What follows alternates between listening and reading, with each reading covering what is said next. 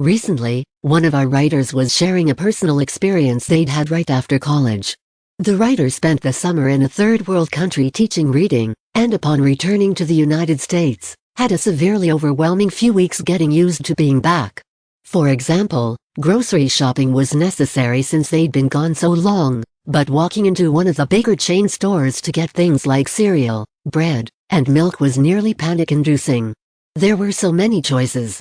The lights were too bright, and it was so much cleaner than they'd remembered. In addition, the stark difference between where their students had been shopping and making food was guilt-inducing and overwhelming. This is an eye-opening example of what some of our students may experience upon leaving quarantine and shut-down situations. Part of helping our students during this time is necessarily watching out for their emotional and mental well-being. Planning with them for a reintegration with society can be an important aspect of wrapping up this school year.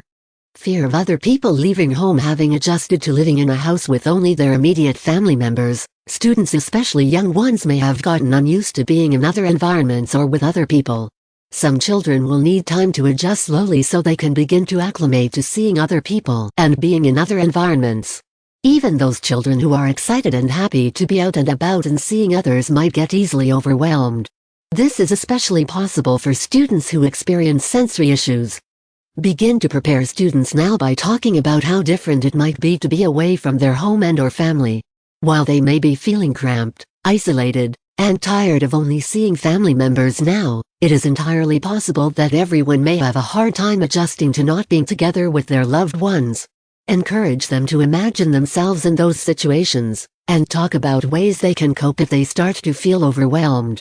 Although younger students may be more likely to experience a dramatic reaction to shifting, don't assume older students won't experience the same thing.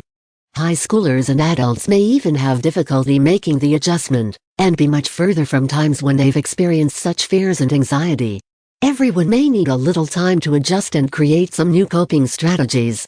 Special needs students. This group is always at particular risk, regardless of the situation, but the risk may be compounded for them as restrictions begin to lift. They may start to see many other students returning to a more normal routine or way of life that they cannot participate in due to health concerns. Or they may lack many health concerns but be struggling because they are not functioning at a mental capacity that can comprehend all the changes occurring. It may be especially difficult for them to be convinced to wear a mask or to speak to someone else wearing a mask. Continuing conversations that meet those needs and preparing things like social stories, songs, and planning materials that parents can continue to use over the summer will be extremely helpful. These students are also often very attached to certain teachers and school personnel. If they are having to transition, teachers and schools may need to start writing out how to make those things happen in a way that gives each student the time and support they need to make big changes.